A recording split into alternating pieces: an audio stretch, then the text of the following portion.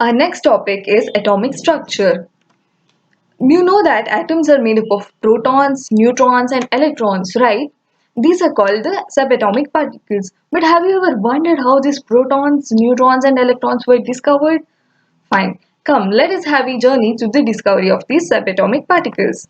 The first one is the discovery of electron, and this was made by a scientist Michael Faraday in around 1850s.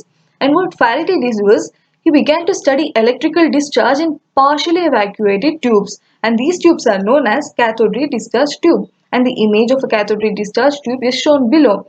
So these cathode ray discharge tubes consist of glass, and basically made up of glass, and it consists of two thin metal pieces called the electrodes. And when the electrical discharge to the gases could be absorbed only at very low pressures and very high voltages. So when sufficiently high voltage was applied across the electrodes, current starts flowing through the stream of the particles moving inside the tube from negatively charged cathode to the positively charged anode. So these were called the cathode ray particles. And let us discuss their observations. So here's an animation showing the experiment. That is the cathode ray particles start from cathode and move towards the anode. And these particles were not visible. So what they did was they made a hole near the anode, and the region behind the anode was coated by some fluorescent material.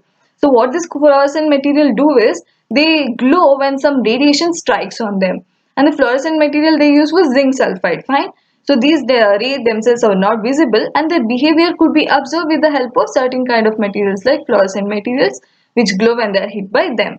And in the absence of electrical and magnetic field, these rays travel in a straight line. And this we'll be discussing in the next few slides. And in the presence of electrical and magnetic fields, the behavior of the cathode rays was similar to that of the behavior of the negatively charged particles.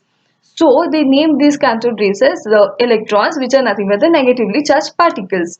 And the characteristics of cathode rays, that is electron, do not depend upon the nature of the electrode or the nature of the gas present inside the cathode ray tubes.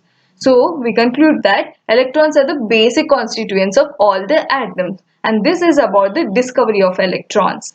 Our next discussion is the charge to mass ratio of electron, and this was made by a scientist J.J. Thomson in around 1897. So what he did was he measured the ratio of electrical charge to the electrical mass of an electron by using the cathode ray experiment. But what he did was he applied electrical and magnetic field, and these two fields were perpendicular to each other, and these were perpendicular to the mode path of the electrons as well.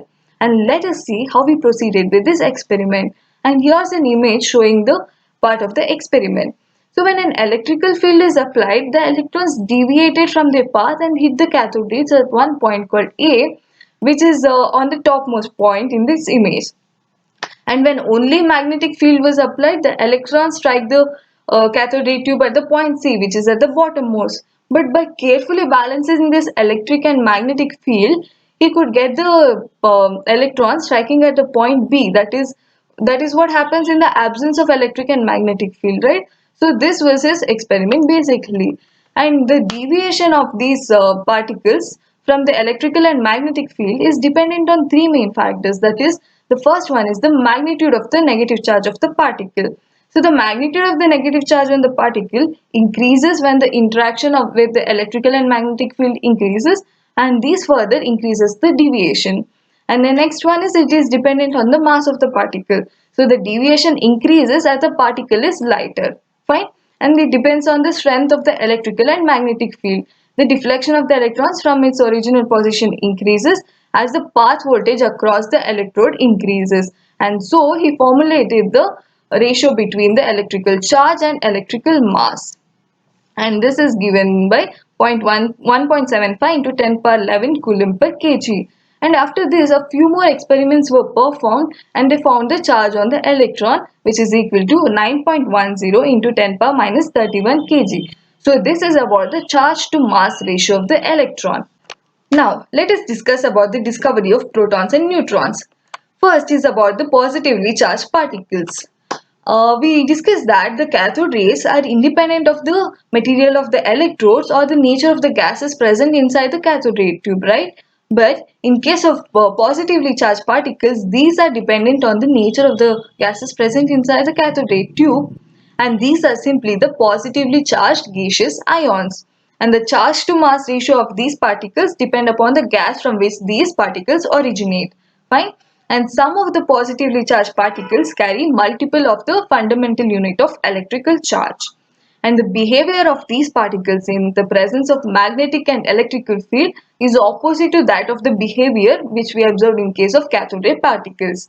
And the smallest and the lightest positive ion was obtained from hydrogen, and they named this as proton. And when electrically neutral particles having masses slightly greater than that of protons were emitted, these particles were named neutrons. And next, let's discuss about the atomic models given by various scientists. The first model we will be discussing is the Thomson model of atom, given by the scientist J.J. Thomson.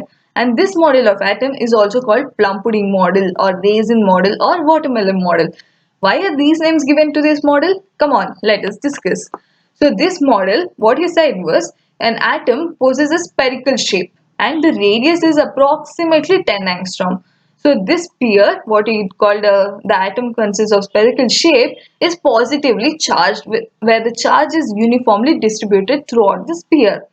And he said that the electrons are embedded into it in such a manner to give the most stable electrostatic arrangement. So this model, wherein the sphere consists of positively charged which is uniformly distributed and the electrons are embedded upon it. If you imagine a watermelon, doesn't this model look like a watermelon? Where the watermelon is the positively charged sphere and the you know that the seeds are nothing but the electrons inside it. Or you can imagine a plum pudding or a raisin pudding, right? This model looks similar to that and hence the name. And the important feature of this model is that the mass of the atom is assumed to be uniformly distributed over the atom. The next model of nuclear atom is given by Rutherford and it is also called as alpha particle scattering experiment. And what Rutherford did was he took a very thin gold foil, very thin. The thickness is around 100 nanometer. And what he did was he passed a stream of high energy alpha particles from a radioactive source. And the thin foil had a circular fluorescent zinc sulfide screen around it. And when alpha particles struck the screen, a tiny flash of light was produced at that point where the zinc sulfide was present. And you can see that in the animation below. So what he observed was most of the alpha particles passed through the gold foil without getting deflected. And a small portion of alpha particles was deflected in few angles. Fine. And a very small portion deflected back. That is, they just bounced back. That is deflected with 180 degree. So what were the observations made was when he passed the high energy alpha particles from a radiative source into this gold foil, most of the alpha particles just passed inside the gold foil without getting deflected. And few of it got deflected with some small angles.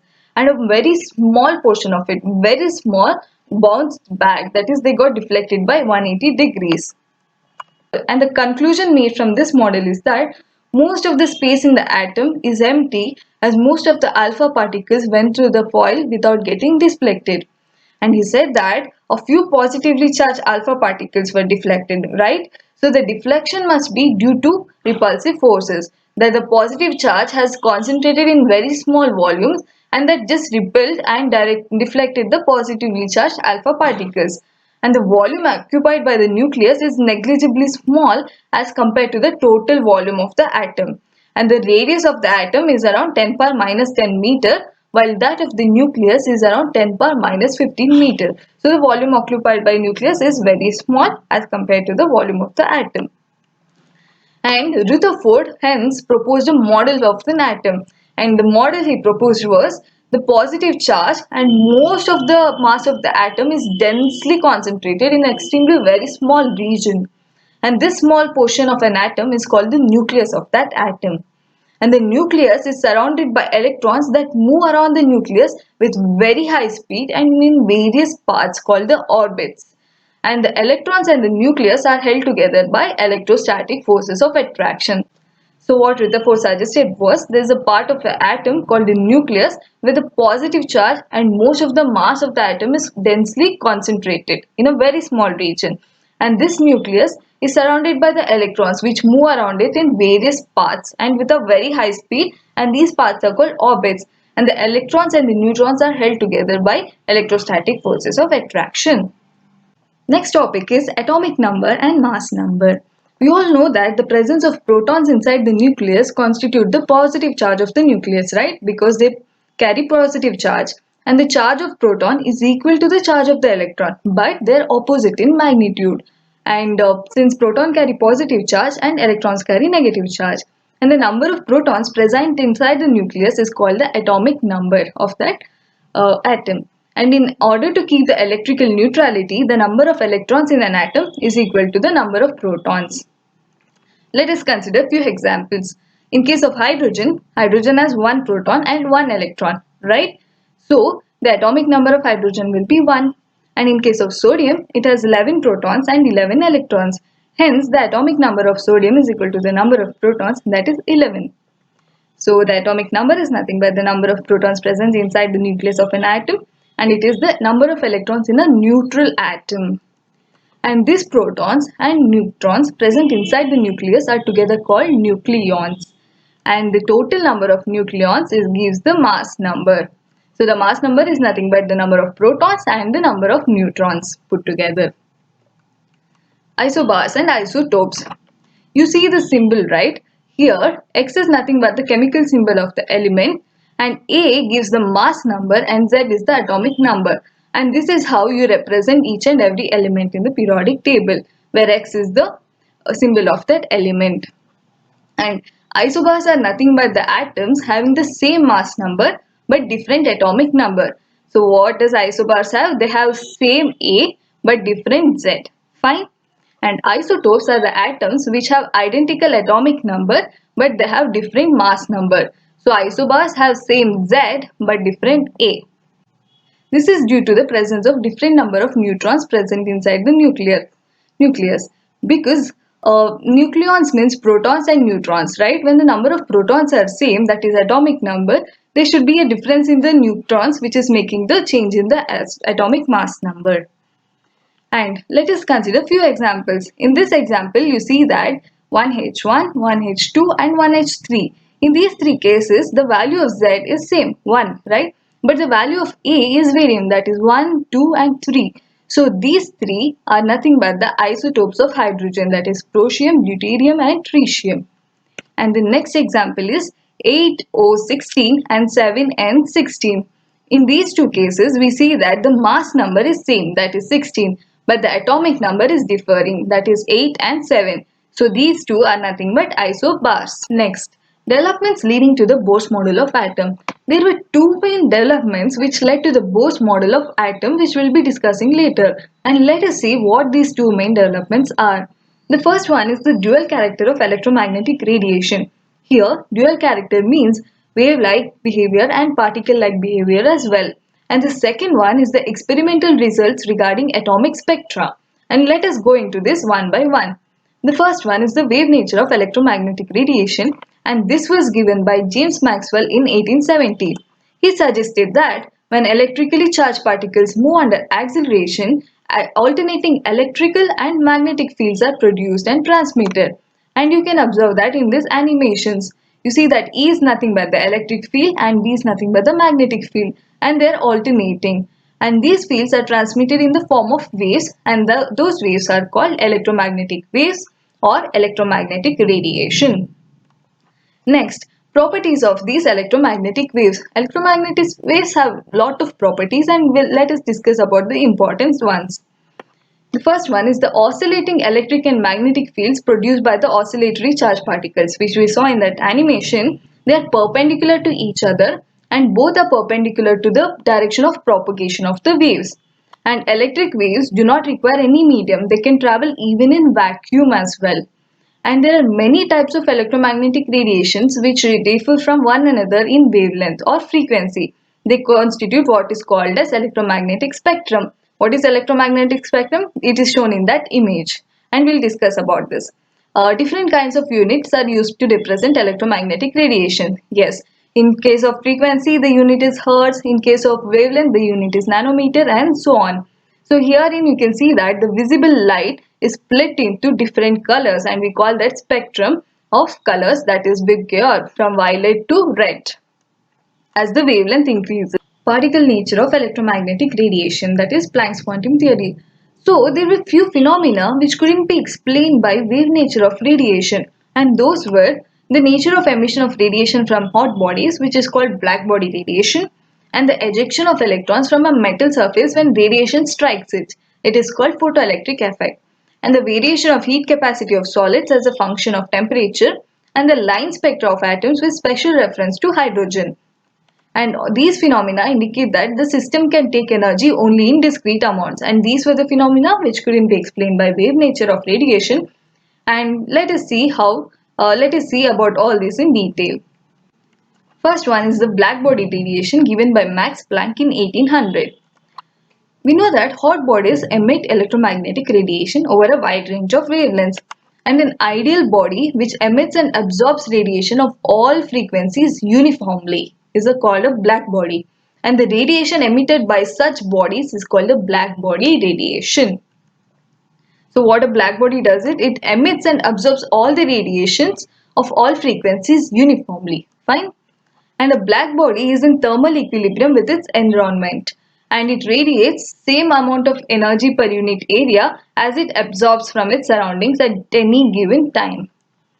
And at a given temperature, the intensity of radiation emitted increases with the increase in the wavelength, and then it reaches a maximum value, and then it decreases upon further increase in the wavelength. Fine. And Planck assumed that radiation could be subdivided into packets of energy. He suggested that atoms and molecules emit or absorb radiation in the form of these packets of energy, and not in the form of continuous manner. So he gave the name quantum to the smallest quantity of energy that can be emitted or absorbed in the form of electromagnetic radiation. And the energy of the quantum of radiation is proportional to frequency. And there is an equation for this which he gave. He said that E is equal to h into nu, where E is the energy and h is Planck's constant. I will talk about it. And mu is the frequency. H is nothing but the constant of proportionality, and it's called Planck's constant. It is named after him. And the value of h is nothing but 6.62 into 10 power minus 34 joules second. And with this theory, Planck was able to explain the distribution of intensity in radiation from black body as a function of frequency or wavelength at different temperatures. And our next topic is photoelectric effect. It is a very important one, and this was observed by Hertz in 1887. So what he did was, when he was performing experiments, he saw that when a beam of light strikes a metal surface, electrons were ejected out of it, which means that electric current came out of it. And he named this as photoelectric effect. And the setup of the experiment is shown below. When the beam of light strikes the metal surface, electrons come out of it. And what were the results of this photoelectric effect? He saw that the electrons were ejected from the metal surface as soon as the beam of light was hitting the metal surface. That means there is no time lag between the beam hitting the metal surface and the electrons coming out of it. It was just quick and immediate. And the number of electrons ejected is proportional to the frequency or the brightness of light. That if the light is more intense, and then the electrons ejected are also more. And if the light is less intense, the electrons ejected are little less. And for each metal, there is a certain characteristic frequency. We call it as the threshold frequency. And below this frequency, no photoelectric effect is observed. So when the frequency of the metal is more than the threshold frequency, photoelectric effect will be observed.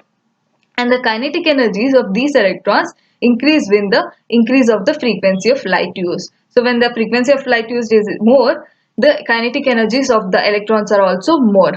Next, in 1905, Einstein gave an expression considering the Planck's quantum theory of radiation. So what he gave was h mu is equal to h mu naught plus half mv square. Here, m is nothing but the mass of the electron and v is the velocity associated with the ejected electrons. And a more intense light beam consists of a large number of photons, and hence the number of electrons ejected are also larger. So when the intensity of the light striking the metal, if it's more intense, there are more number of photons and the electrons ejected are also more. And next, dual behavior of electromagnetic radiation. Now we are sure that electromagnetic radiation, that is light, has both particle-like and wave-like characters, right? So whenever a radiation interacts with matter, we see the particle-like properties, which is in contrast to the wave-like properties, which exhibits when it propagates. Next, electronic energy levels, that is the atomic spectra. Since ordinary light, that is the light around us, fine, it consists of waves with all the wavelengths in the visible region of the spectrum. So a ray of white light is spread out into colorful bands, and that is called the spectrum. We saw the spectrum when I was discussing about the electromagnetic radiations, right? And in this spectrum, red color has the longest wavelength and it deviates the least. And the violet color has the shortest wavelength and it deviates the most. So the spectrum starts from violet to red from the increasing order of wavelength. And the spectrum of white light, we can see it ranges from red, violet to red, and such a spectrum is called the continuous spectrum. It is continuous because violet merges to blue, blue to green, and so on until red. And the spectrum of radiation emitted by a substance that has absorbed energy is called the emission spectrum. Atoms, molecules, or ions that have absorbed the radiation is called excited. So, when the atoms, ions and molecules, when they absorb some energy, they get excited. And what they do is they emit some radiation. And when you record that radiation, you get the emission spectrum. And an absorption spectrum is like a photographic negative of the emission spectrum. Fine. So, next. Yeah, the same thing, summarizing it. When an electromagnetic radiation interacts with matter, the atoms and molecules, whatever it is, whatever absorbs the energy gets excited. And in this excited state, they can't stand for longer, right? They're in an unstable state. So what they do is they emit some radiation and come back to the normal state. And the emission spectra of atoms in gas phase, they do not have a continuous spread of wavelengths at all. So they don't have a proper continuous spectrum. But they emit light only at specific wavelengths with dark spaces between them. So such a spectra is called the line spectra or atomic spectra. So line spectra or atomic spectra is the spectra emitted by the gas phases where they emit lights only at certain specific wavelengths having the dark spaces between them. And it is called line spectra or atomic spectra because the emitted radiation is identified the appearance of bright lines in the spectrum. And each element has a unique line emission spectrum. The characteristics of lines in the atomic spectra can be used in chemical analysis to identify unknown spectrum.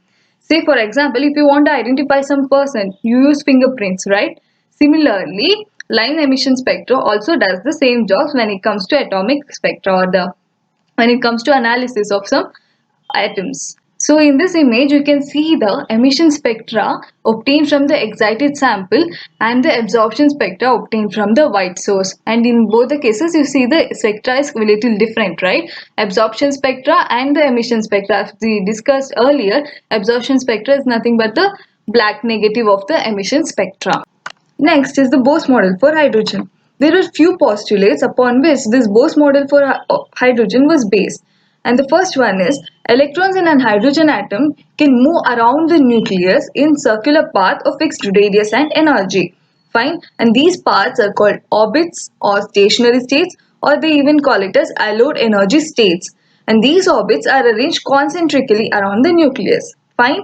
Next, the energy of an electron in an orbit does not change with time. But however, when the electron makes the transition, that is when it goes from lower stationary state to the higher stationary state by absorbing some part of energy, right? And then when it comes from higher stationary state to the lower stationary state, it emits some part of energy, right? But all this absorption and emission of energy, it's not continuous, fine? And the frequency of the radiation absorbed or emitted when this transition occurs between the two stationary states. That is what I discussed right now, fine? And this is called delta E, and the frequency of oscillation is given by this radiation is given by this formula, that is nu is equal to delta E by H. Delta is nothing but the energy difference, right, when the transition occurs between the two stationary states, that is E2 minus E1, and H is the Planck's constant, and this is called the Bohr's frequency rule. And the next one is angular momentum of an electron is quantized, and it is given by the formula mvr is equal to n into h by 2 pi. Here we know all the parameters, right? And here n is equal to 1, 2, 3, etc. And we'll see what this is.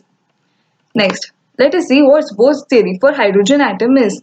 First, he said that the stationary states for an electron are numbered n is equal to 1, 2, 3, etc. And these numbers are called the principal quantum numbers.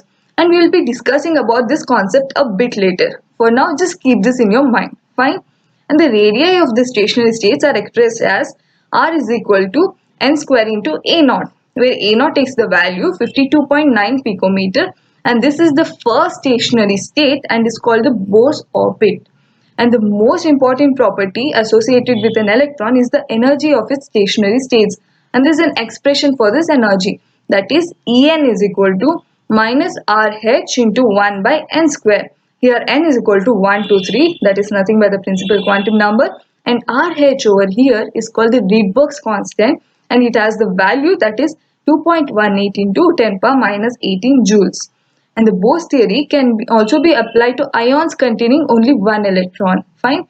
And the energy of the stationary states associated with these kinds of ions is given by En is equal to minus RH into Z square by N square joules. So here, in case when the ions are playing a part, you will multiply the same formula, that is the formula of En with Z square. And the radii of this expression is given by 52.9 picometer into n square by z. Fine. And it is possible to calculate the velocities of the electrons moving around these orbits. And these were the theories of the hydrogen atom given by Bohr. However, Bohr's model of hydrogen atom had few limitations. And now let us discuss what these are. What happened is, when the spectroscopy was done on the hydrogen atom, this Bohr's model failed to explain the finer details of the spectra obtained for the hydrogen atom. And not only for hydrogen, it failed to explain the spectrum of other atoms other than hydrogen as well. For example, for helium atoms which possesses 2 electrons, Bohr's model could not explain the spectrum of those. And further, Bohr's theory was unable to explain two effects, that is Zeeman effect and Stark effect. What are these? Zeeman effect is the splitting of spectral lines in the presence of magnetic field, and Stark effect is a splitting of spectral lines in the presence of electric field. And Bohr's model could not explain these two effects as well, and it could not explain the ability of an atom to form molecules by chemical bonding. And these were the limitations for the Bohr's model of hydrogen atom.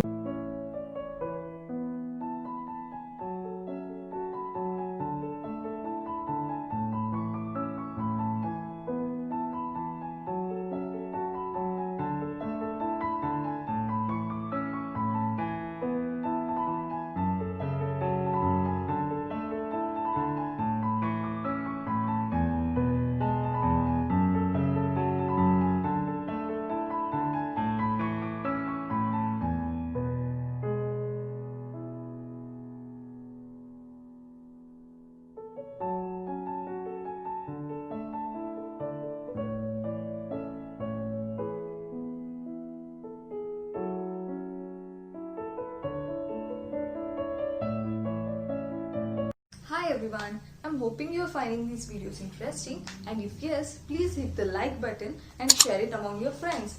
And do subscribe to read my course. They offer a variety of courses, and thank you for watching.